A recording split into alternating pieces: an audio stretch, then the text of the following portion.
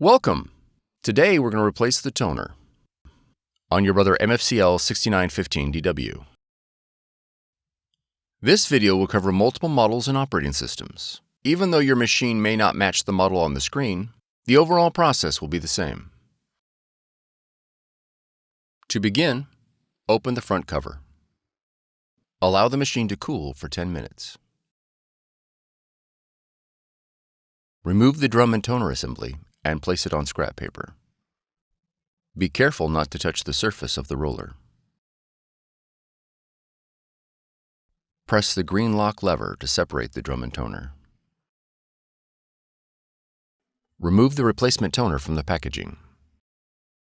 Remove the orange protective guard. Insert the toner into the drum module. Listen for the lever to click. Slide the green handle back and forth 4 times to clean the corona wire.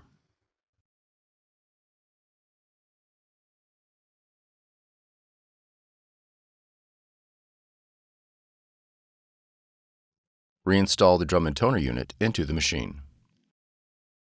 Close the front cover. For more tutorials, FAQs, and videos, visit us at www.brother-usa.com. If you found this video helpful, be sure to subscribe. Thank you for choosing Brother.